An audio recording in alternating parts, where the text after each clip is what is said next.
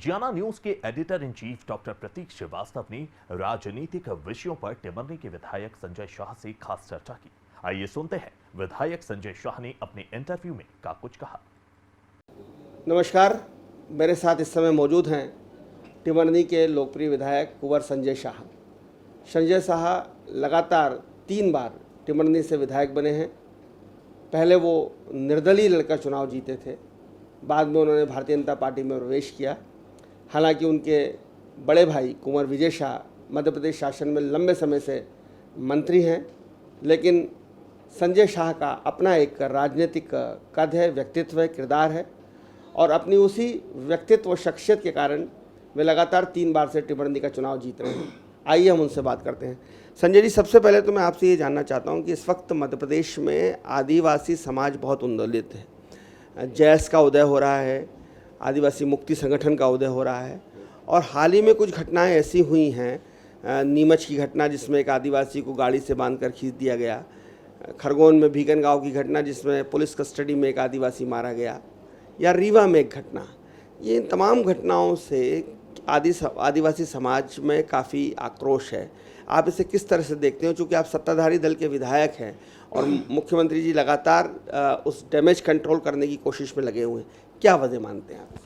देखिए, वैसे तो भारतीय जनता पार्टी की सरकार है, आप जानते ही हैं, और जो आदिवासी भाइयों के साथ कहीं दुराचार अन्याय हुआ है तो मैं समझता हूं कि नहीं होना चाहिए, लेकिन वहां पर क्या परिस्थिति रही होंगी, क्या इश्यूज रहे होंगे और किन कारणों से उस अप्रिय घटना से गुजरना पड़ा, ये भी देखना पड़ेगा हमें, तभी हम कुछ कह पाएंगे। ये भी जो उस तरह से एक आदिवासी युवा संगठन आगे आ रहे हैं, जैश का नाम सामने आया, जो छात्रों का संगठन है और जिसका भले ही इस तरफ असर ना हो लेकिन झाबुआ में, बड़वानी में, अलीराजपुर में, खरगोन में काफ़ी असर है। तो मध्य प्रदेश में ये कहा जा रहा है कि आदिवासी सीट हारने के कारण ही 2018 में भाजपा की सरकार नहीं बन सकी और कमलनाथ जी को मौका मिल गया। क्या इस बार इन संगठनों को कंट्रोल में करने की कोशिश और आदिवासी विधायकों को, नेतृत्व को आगे लाने की कोशिश की जाएगी पार्टी द्वारा? देखिए, ये इस जो बात आपने कही कि आदिवासी सीटें कम आई, हमें भी स्वीकार करने में कोई वो नहीं है, कठिनाई नहीं है। आप भी जानते हैं कि आदिवासी सीटें हमारी कम हुई हैं। 47 सीटें मध्य प्रदेश में आदिवासी सीटें हैं और हम लोग 45 तक जा चुके थे। ये सही है कि हमारा थोड़ा सा जनाधार आदिवासी बेल्ट में जो बाहुल्य क्षेत्र है वहाँ पर हमारा कम हुआ है, लेकिन ऐसा भी नहीं है कि हम बिल्कुल शून्य में आ गए हों। आप अगर वोट के परसेंटेज की बात करेंगे तो 19-20 में ही हैं हम, और इसलिए ये कहना उचित नहीं होगा कि हम भारतीय जनता पार्टी का जनाधार आदिवासी बेल्टों में कम हो गया।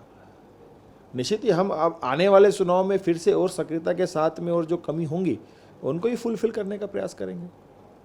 संजय जी, कल एक बहुत ही रोचक वाक्य ये हुआ कि जो गुमान सिंह डामोर हैं, झाबुआ के आदिवासी सांसद जिन्होंने कांतिलाल भूरिया को हराया, वो लगातार मन से ये कह रहे थे कि हमें जनजाति कहना चाहिए, हमें जनजाति कहा जाए, हमें जनजाति कहकर संबोधित किया जाए।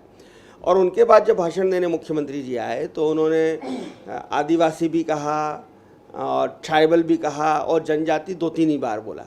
क्या फ़र्क है जनजाति आदिवासी में? देखिए, ऐसा शब्दों का ही हेर फेर है, आदिवासी कहें चाहे जनजाति बोले।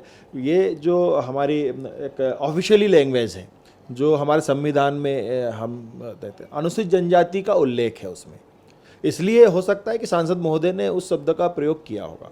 बाकी मूलतः जो वहाँ पर निवासरत थे समाज से तो हम सभी आदिवासी ही हैं। जैस का ये कहना है कि भारतीय जनता पार्टी और संघ विचारधारा वो जो है वो हमारी आदिवासी मूल संस्कृति को के खिलाफ है, नष्ट कर रही है और वो हमको हिंदू ही मानती है। और जैसे कि मोहन भागवत जी ने भी कहा, आरएसएस प्रमुख ने, माननीय ने, कि हम सबका डीएनए हिंदू है, मुसलमानों का डीएनए भी हिंदू है। और जैस की यही आपत्ति कि हमारे मूल भावना जो है, हमारा जो मूल कल्चर है, मूल संस्कृति है, मूल सभ्यता है, उससे हमको दूर ना किया जाए। और भारतीय जनता पार्टी जो है हमको हिंदू समाज का एक अभिन्न अंग मानते हैं, इसलिए हम भारतीय जनता पार्टी के साथ नहीं, हम अपना स्वतंत्र अस्तित्व, स्वतंत्र पहचान, स्वतंत्र बोली, स्वतंत्र परंपराएं जीवित रखना चाहते हैं। आप क्या सोचते हैं? देखिए जैस एक अब मुझे लगता है कि धीरे धीरे राजनीतिक पार्टी होती जा रही है। उनके नेता क्या सोचते हैं, ये उनका संगठन क्या सोचता है, ये उनका विषय है।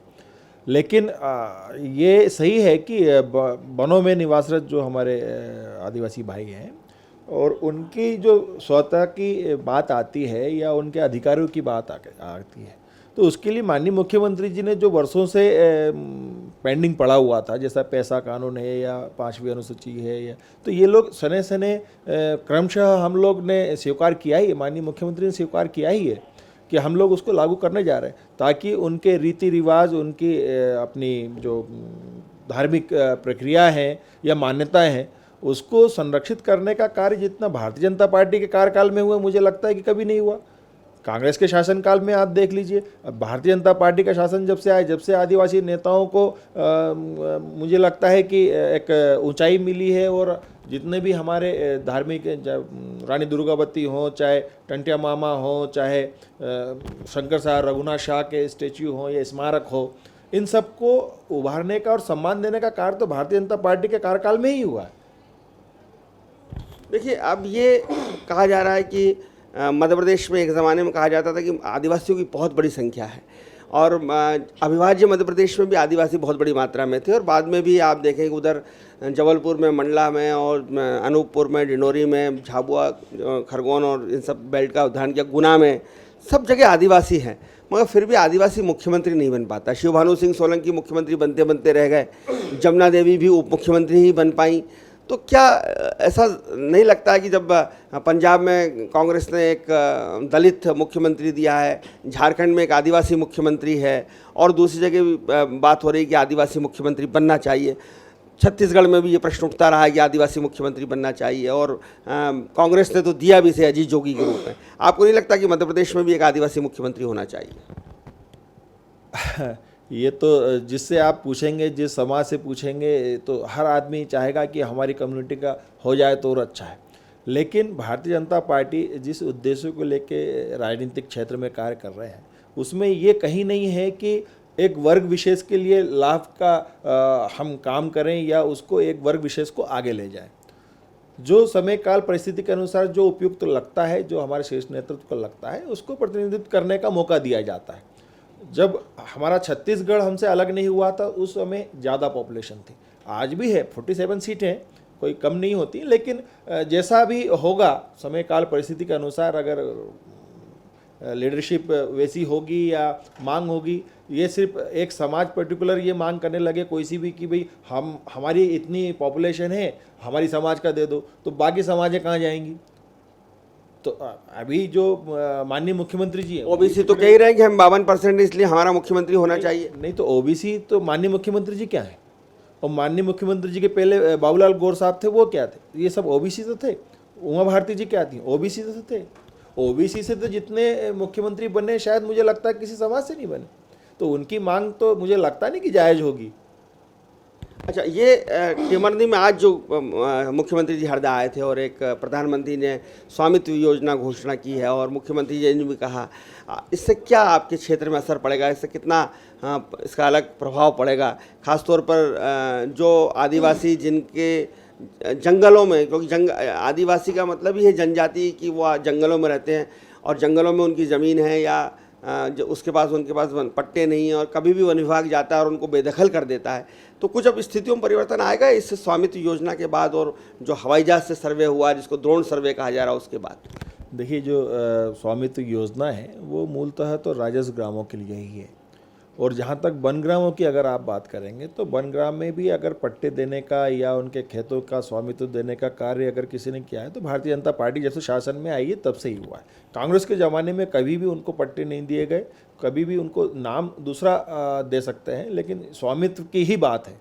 तो उनको जितने भी हैं, अभी हमारे यहाँ के क्षेत्र में अगर बात करें तो मुझे लगता है कि पेंडिंग प्रकरण कुछ नहीं है, लेकिन कई आदिवासी भाई हमारे नए प्रपोजल लेके आए हैं कि भाई बंटवारे हो गए, परिवार बड़ा हो गया, तो उनको भी दिए जाए, तो वो अभी विचाराधीन है।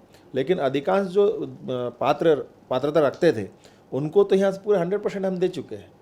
और ये जो स्वामित्व योजना आज जो माननीय प्रधानमंत्री जी ने और माननीय मुख्यमंत्री जी ने आज हरदा जिले को सौभाग्य प्राप्त हुआ है, आज यहाँ से लॉन्च हुआ है, तो मैं समझता हूँ कि पूरे देश में आज मॉडल के रूप में लिया गया था और हरदा छोटा जिला था, और इसलिए वो जल्दी हम उस अचीवमेंट को कर पाए। और जिला प्रशासन और हमारी लीडरशिप को भी मैं धन्यवाद देता हूँ, माननीय मुख्यमंत्री जी को भी आभार व्यक्त करता हूँ आपके चैनल के माध्यम से कि उन्होंने सक्रियता के साथ जो प्रधानमंत्री जी का सपना था कि पूरे देश में स्वामित्व योजना हम लागू करें और उसको करके दिखलाया है। तो सबसे पहले हमारे माननीय मुख्यमंत्री जी ने करके दिखाया। तो निश्चित ही जितनी भी तारीफ की जाए माननीय मुख्यमंत्री जी के नेतृत्व में जो कार्य हुए हैं वो कम होगी। टिमरनी के लिए आपने मुख्यमंत्री से क्या मांगा और क्या मिला? और 3 बार से आप विधायक हैं, तो टिमरनी के लिए आपके दिल में, दिमाग में क्या एक ब्लूप्रिंट है, क्या एक वर्कआउट आपने किया है टिमरनी के विकास के लिए? देखिए, टिमरनी के विकास में जब भी हम जो ज्वलंत चीज़ें होती हैं या जो अत्यंत आवश्यक होती हैं वो माननीय मुख्यमंत्री जी पूरा करते ही आ रहे हैं। चाहे नगर परिषद की मांग हो वो भी पूरी की उन्होंने, कॉलेज की मांग हो वो भी पूरी करी उन्होंने, जल आवर्धन वाली योजना है वो भी पूरी की उन्होंने। तो जितना भी हम लोग मांगते हैं तो सने सने प्राथमिकता के आधार पे वो उस प्राथमिकता को पूरा करते भी हैं। और अगर आज पर्टिकुलर की बात करें कि प्रोग्राम की, तो आज समय कम था। आप भी जानते हैं कि लाइव प्रधानमंत्री जी को भी जोड़ना था और कार्यक्रम थोड़ा सा विलम्ब से भी स्टार्ट हुआ, इसलिए हम लोग को वहाँ पर पब्लिक के सामने अपना पक्ष रखने का या उनकी मांगे रखने का हमको वहाँ पर मौका नहीं मिल पाया था। लेकिन हमने जितनी जो आवश्यक चीज़ें थीं वो हमने एक पंच बना के माननीय मुख्यमंत्री जी को दिया है। उन्होंने आशा व्यक्त की है, मतलब हम आशान्वित हैं कि उसमें से कुछ काम तो हमारे हो ही जाएंगे। क्योंकि जंगल और जनजाति बहुत गहरा संबंध है और अभी बहुत सारी घटनाएं मध्य प्रदेश में ऐसे हुई कि जंगलों में से आदिवासियों को खदेड़ने के लिए भारी पुलिस बल लगाना पड़ेगा, खासकर खंडवा में जो कि आपका गृह जिला भी, आपके परिवार का भी गृह जिला है। वहाँ से भी घटनाएं हुई, आदिवासियों को उनके झोपड़े उजाड़ दिए गए, पथराव हुआ और एक तरह का माहौल वहाँ ख़राब हुआ। इस तरह की चीज़ें ना हो, इसके लिए आप पार्टी के फोरम पे, सरकार के फोरम पे क्या प्रयास करें? देखिए, अगर आप खंडवा हरसूद की अगर बात कर रहे हैं, जो एक अप्रिय घटना हुई थी, तो उसमें मैं आपको संज्ञान में लाना चाहूँगा कि वो लोग कुछ बाहर के लोग भी थे और वो उसमें शासकीय ज़मीन वन में ज़बरदस्ती कब्जा करना चाह रहे थे। वो परंपरागत तरीके से वहाँ रहते नहीं थे, क्योंकि आपने देखा होगा आपके चैनलों में भी या और भी इलेक्ट्रॉनिक मीडिया, प्रिंट मीडिया के माध्यम से कि हथियार और उसके साथ में सब लोग वहाँ पर मौजूद थे और वो जंगल कटाई कर रहे थे। तो इस जंगल कटाई करने तो कोई भी देगा नहीं, तो उसमें जो विवाद हुआ होगा वन फॉरेस्ट के कर्मचारियों का और हमारे आदिवासी भाइयों का, उसमें अप्रिय घटना वैसी कभी कभी बन जाती है। एक पारिवारिक सवाल आपसे करना चाहूँगा कि आप के बड़े भाई मंत्री हैं, आप भी भाजपा में, बड़े भाई भी भाजपा में, और आपके उससे बड़े वाले भाई कांग्रेस में हैं, जनजाति मोर्चा के प्रदेश नेता हैं, बैतूल से लोकसभा चुनाव लड़े, और एक भाई सरकारी नौकरी में। तो जब राजनीति से हटके आप चारों भाई मिलते हैं तो बातचीत के विषय क्या होते हैं और ये आपस में संतुलन कैसे बनता है? देखिए, आपसी में तो हम सगे भाई हैं, तो जैसे और सगे भाई रहते हैं, आपके भाई बहनों से बात करते होंगे वैसे ही बात करते हैं। कभी राजनीतिक बहस, वाद विवाद नहीं होती? आप मोदी जी की कट्टर समर्थक, वो राहुल बाबा के समर्थक, तो जैसे सोशल मीडिया पे बिल्कुल बिल्कुल होती है। बीच बीच में मत भिन्नता भी आ जाती है। पारिवारिक वातावरण में कभी कभी राजनीतिक वातावरण भी बन जाता है। अपना अपना पक्ष हम लोग रखते हैं और तथापक तरह से अपना अपना प्रयास करते हैं कि दूसरा भाई उसको स्वीकारे कि ये सही है। क्योंकि विजय भाई लंबे समय से मंत्री हैं और जब भी भाजपा की सरकार बनती है विजय भाई मंत्री बनते हैं, इसलिए छोटे भाई संजय भाई को मौका नहीं मिलता मंत्री बनने का? नहीं, ऐसा नहीं है कि भाई का मंत्री पद से कोई लेन देना नहीं है। मंत्री तो उतने ही बनेंगे, 30-35 ही बन पाएंगे पूरे प्रदेश में, और भाई मंत्री है इसलिए दूसरे भाई को मंत्री नहीं बनाएंगे ऐसा भी कोई कारण नहीं है। लेकिन जहाँ जिसकी आवश्यकता होगी, एक सभी संतुलन करना पड़ता है, सामाजिक हो, क्षेत्रीय हो, पार्टी लेवल पर भी सभी को संतुष्ट करने का प्रयास किया जाता है। और एक भाई है तो फिर दूसरे की आवश्यकता क्या है? कभी आप कहते हैं कि भैया आप बहुत बार बन गए, इस बार मुझे बन जान दीजिए, मैं छोटा हूँ? नहीं, ऐसा नहीं, पार्टी के ऊपर रहता है। ये हमारा पारिवारिक बंटवारा थोड़ी है कि आप ले लो और हमको दे दो, आप बैठ जाओ। ये तो पार्टी निर्णय करती है कि किसको कहाँ बिठाना है, किससे किस तरीके का काम लेना है, पार्टी तय करती है। आपके बड़े भाई हैं, उनका अपना हरफनमौला अंदाज है, वो अपनी मस्ती में रहते हैं, अपनी मस्ती में बयान दे देते हैं। हमारे भी मित्र हैं, और तो कई बार आपकी भी awkward पोजीशन हो जाती होगी उनके बयानों के कारण, उनकी मस्ती के कारण। हाँ, कभी कभी हो जाता है, वैसा भी हो जाता है। आप उन्हें समझाइश देते हैं कि भैया थोड़ा सा संभल के? समझाइश तो नहीं, लेकिन जो पब्लिक फीडबैक है वो हम देने का प्रयास करते हैं। बहुत धन्यवाद संजय जी। संजय जी से राजनीतिक बातचीत भी हुई, कुछ पारिवारिक बातचीत भी हुई। बहुत कॉन्फिडेंस के साथ, बहुत आत्मविश्वास के साथ उन्होंने आदिवासी के मुद्दे पर, जो इस वक्त का सबसे ज्वलंत मुद्दा है, उन्होंने अपनी पार्टी का पक्ष रखा है। और उन्होंने कहा है कि निश्चित रूप से पिछली बार जो कमियां रही हैं 2018 में जनजाति सीटों को लेकर, उसको इस बार कमी को पूरा करने की कोशिश किया जाएगा। वर्तमान की जो घटनाएं हो रही हैं वो निश्चित रूप से दुर्भाग्यजनक है, दुर्भाग्यपूर्ण है, किंतु साथ में उन्होंने ये भी जोड़ा कि उन घटनाओं के जो भी आरोपी हैं उनके ऊपर बहुत ही सख्त कार्रवाई की गई है और जीरो टॉलरेंस की पद्धति पर शिवराज सरकार काम कर रही है। इसलिए आदिवासियों का विश्वास और भरोसा निश्चित रूप से भारतीय जनता पार्टी के साथ है। हालांकि वो जयस को एक चुनौती ज़रूर मानते हैं, लेकिन साथ ही ये कहते हैं कि आदिवासी जनजाति, उसके मूल स्वरूप को जितना भारतीय जनता पार्टी ने संरक्षित किया है उतना कोई नहीं कर सकता। डिजियाना न्यूज़ के लिए प्रतीक श्रीवास्तव, हरदा। Thank you.